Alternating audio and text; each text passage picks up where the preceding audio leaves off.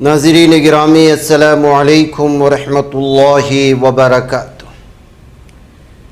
سیدھی بات کے تازہ ترین پرائم ٹائم میں آپ لوگوں کا استقبال ہے۔ ناظرین گرامی، میں انصار عزیز ندوی اس وقت آپ لوگوں کے سامنے کچھ اہم ترین خبروں پر تبصرے لے کر حاضر ہوں۔ تفصیلات میں جاؤں اس سے پہلے آپ لوگوں سے جو درخواست ہوتی ہے اس پر توجہ کرنے کی اپیل کروں گا۔ ناظرین گرامی، امریکہ کی ریاست یوٹاہ میں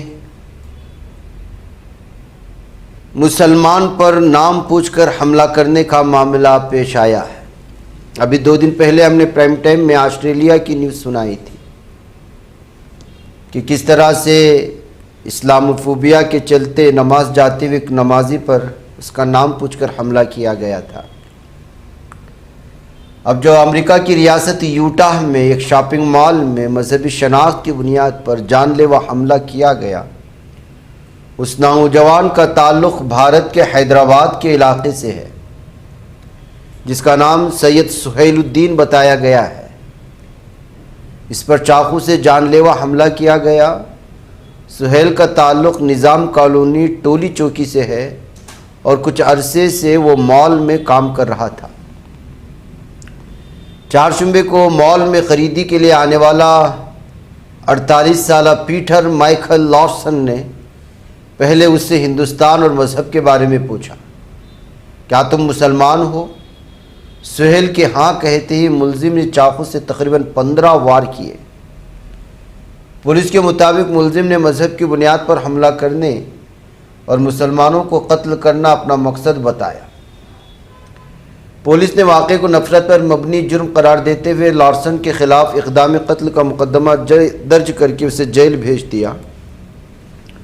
شدید زخمی سہیل کے کئی آپریشن کیے جا چکے، اس کی حالت تشویشناک بتائی جا رہی ہے۔ امریکہ میں مسلمانوں کے خلاف نفرت اور نسل پرستانہ حملوں میں اضافے پر انسانی حقوق کی تنظیموں نے تشویش کا اظہار کیا ہے۔ تو یہ ناظرین گرامی صورتحال ہے اس وقت بیرونی ممالک میں کہ کس طرح سے نام پوچھ کر کے مسلمان ہونے پر حملے کیے جا رہے ہیں۔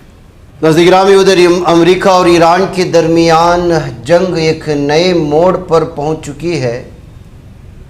دونوں ملکوں کے درمیان کشیدگی مسلسل بڑھتی چلی جا رہی ہے۔ اس دوران ایران نے تہران میں برطانیہ کے سفیر کو طلب کر دیا۔ یہ قدم لندن کی جانب سے برطانیہ کے کاؤنٹرنگ اسٹیٹ تھریٹس ایکٹ کے تحت اسلامی انقلابی گارڈ کارپس کو یعنی IRGC کو نامزد کیے جانے کے بعد اٹھایا گیا ہے۔ ایک میڈیا رپورٹ کے مطابق ایرانی وزارت خارجہ نے خبردار کیا ہے کہ اس قدم کا جواب دیا جائے گا۔ پیش رفت برطانیہ کی جانب سے لندن میں ایران کے ناظم الامور علی نسیم فور کو طلب کیے جانے کی ایک دن بعد ہوئی۔ برطانوی حکومت کا الزام تھا کہ حالیہ مہینوں میں پورے یورپ میں حملے کرنے کے لیے پراکسی گروپوں کو ہدایت دینے میں ایران کا کردار رہا ہے۔ واضح ہے کہ برطانیہ نے پیر کے روز IRGC اور اس سے وابستہ ایک گروپ کو سیکیورٹی کے لیے خطرہ قرار دیا تھا۔ یہ قدم ان نئے اختیارات کے تحت اٹھایا گیا جس کا مقصد غیر ملکی ممالک کو نگرانی اور تخریب کاری جیسی سرگرمیوں کے لیے پراکسیز کا استعمال کرنے سے روکنا ہے۔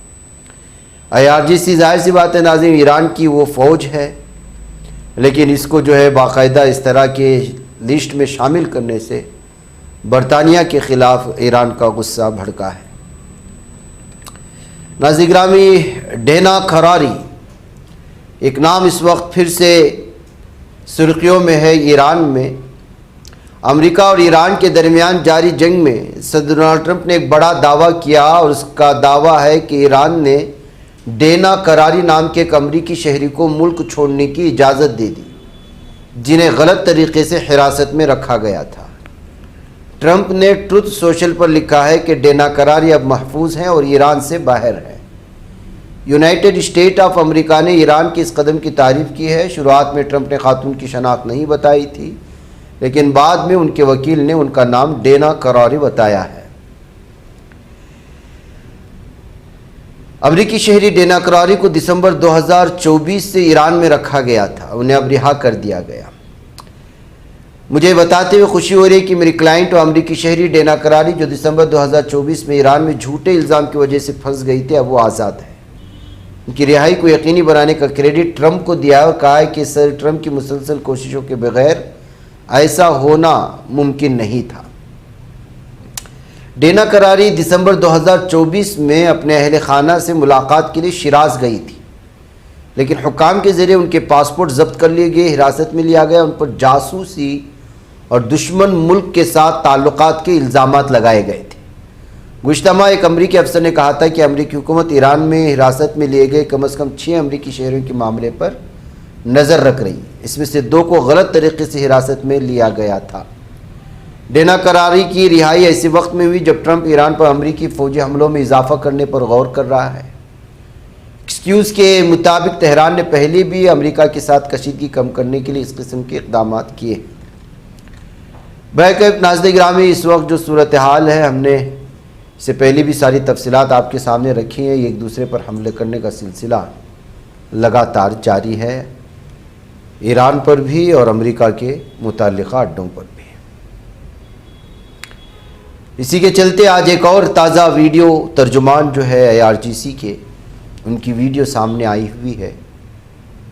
اس میں وہ لگاتار یہ کہتے ہوئے نظر آ رہے ہیں کہ اگر ایران کے جو انفراسٹرکچر کو نقصان پہنچانے کی امریکہ کوشش کرتا ہے تو ہم خلیجی ممالک میں موجود اب صرف جو ہے فوجی اڈوں کو نشانہ نہیں بنائیں گے، بلکہ امریکہ کے مفاد میں جتنی بھی بلڈنگیں، عمارتیں یا ان کے دفاتر کام کر رہے ہیں پورے خلیجی ممالک میں، وہ ان کے ڈرون اور میزائل کے نشانے پر ہیں، ان کو نشانہ بنایا جائے گا۔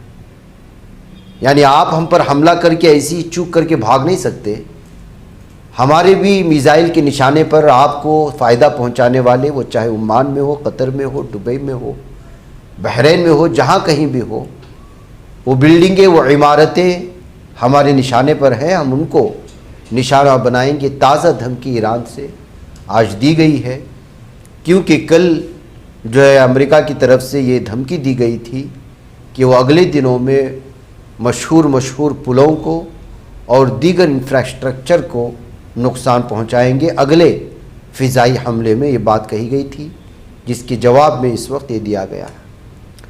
دوسری بات میں آپ کے سامنے رکھوں، اس جنگ کے حوالے سے خلیج عمان میں اور آبنائے ہرمز میں اس وقت گھمسان جاری ہے، ایک دوسرے پر حملہ کرنے کا سلسلہ جاری ہے۔ یہ خود جو ہے دعویٰ کیا ہے IRGC کے ترجمان نے ان کے ٹویٹر ہینڈلر سے۔ یہ تفصیلات ہیں ادھر کی ناظرین گرامی۔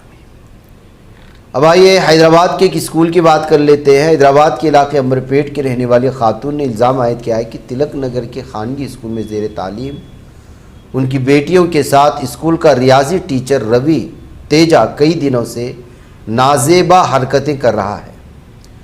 خاتون نے اسی اسکول کے ایک اور طالبہ کے والدین کے ساتھ مل کر کچی گوڑا پولیس اسٹیشن میں استاد کے خلاف شکایت درج کروائی ہے۔ پولیس نے 9 جولائی کو پوکسو ایکٹ کے تحت مقدمہ درج کر لیا، تاہم متاثرہ خاتون کا الزام ہے کہ اب تک ملزم کے خلاف کوئی کارروائی نہیں کی گئی۔ خاتون نے میڈیا کو بتایا کہ اسکول کے پرنسپل اور دیگر ذمہ داروں نے بھی معاملے پر کوئی کارروائی نہیں کی اور ملزم استاد روزانہ اسکول آ رہا ہے۔ خاتون نے پولیس سے مطالبہ کیا ہے کہ معاملے کی فوری تحقیقات کرتے ملزم کے خلاف سخت کارروائی کی جائے۔ اب دیکھنا ہے کہ پولیس کس طرح کا قدم اٹھاتی ہے۔ ادھر ریاست اڈیشہ کے شہر پوری میں منعقد ہونے والی مشہور جگناتھ رتھ یاترا کے دوران آج بھگدڑ مچنے اور اس میں ایک شخص کے ہلاک ہونے اور 100 سے زیادہ افراد کے زخمی ہونے کی خبریں آ رہی ہیں۔ زخمیوں کو فوری طور پر قریبی ہاسپٹلوں میں منتقل کر کے علاج فراہم کیا جا رہا ہے۔ ہلاک ہونے والے شخص کی شناخت کٹک کے انیل داس کے طور پر ہوئی ہے۔ پولیس اور ضلعی انتظامیہ موقع پر موجود ہے اور صورتحال پر مسلسل نظر رکھے ہوئے ہے۔ زخمیوں اور مہلوکین کی تعداد میں اضافے کا امکان ہے۔ ادھر نیوزی لینڈ میں 6.3 شدت کا زلزلہ آنے کی خبریں ہیں۔ سونامی کی وارننگ جاری کر دی گئی ہے اور گجرات کے کچھ میں بھی زمین کے لرزنے کی بات سامنے آئی ہے۔ جہاں ناظرین گرامی یہ زلزلے کے شدید جھٹکے محسوس کیے گئے نیوزی لینڈ کے جنوبی جزیرے میں جمعرات کے روز یعنی آج حکام نے سونامی کی وارننگ جاری کرتے ہوئے شہریوں کو ساحلی علاقوں سے دور رہنے کی ہدایت دی ہے۔ ابتدائی اطلاعات کے مطابق زلزلے سے کسی بڑے جانی یا مالی نقصان کی اطلاع تو نہیں ملی، تاہم متعلقہ ادارے صورتحال پر نظر رکھے ہوئے ہیں۔ ناظرین گرامی، اب آئیے میں آپ کو ایک بہت ہی افسوسناک خبر بالخصوص مسلمانوں کے لیے سامنے رکھنا چاہتا ہوں۔ اعظم خان صاحب کی یونیورسٹی کو کون نہیں جانتا، کتنی مشکلوں سے بنایا گیا۔ ان کی یہ ویڈیو اس وقت وائرل ہو رہی ہے جس میں وہ کہہ رہے ہیں کہ اس یونیورسٹی کو بنانے میں غریبوں کا ہاتھ ہے، امیروں کا ہاتھ ہے، پڑھے لکھوں کا ہاتھ ہے، ہر شخص نے جو ہے اپنے خون سے اس یونیورسٹی کو سینچا ہے۔ لیکن آپ کو پتہ ہے آج تازہ خبر کیا آ رہی ہے؟ بہت ہی افسوس کے ساتھ کہنا پڑ رہا ہے کہ یہاں کی مسلم دشمن حکومت نے اس یونیورسٹی میں صرف 40 عمارتیں ہیں، ان 40 عمارتوں میں 38 عمارتوں پر بلڈوزر چلانے کا حکم صادر کر دیا ہے۔ ناظرین گرامی، اعظم خان کا ہی ایک بیان تھا، شاید آپ نے سنا ہوگا، جو بہت زیادہ سوشل میڈیا میں وائرل بھی ہوتا ہے، جس میں وہ کہہ رہے ہیں کہ یہاں کے دشمن آپ کو پڑھائی سے دور رکھنا چاہتے ہیں، آپ کے حقوق کو آپ سے جو ہے پوری طرح سے ختم کر دینا چاہتے ہیں، آپ کے حقوق آپ کو دینا نہیں چاہتے، آئندہ سیاستی میدان میں ہو کسی بھی اعتبار سے وہ آپ کے سارے حقوق کو ختم کر دینا چاہتے ہیں۔ وہی وجہ ہے کہ وہ آپ سے تعلیم سے آپ کو محروم کر دینا چاہتے ہیں۔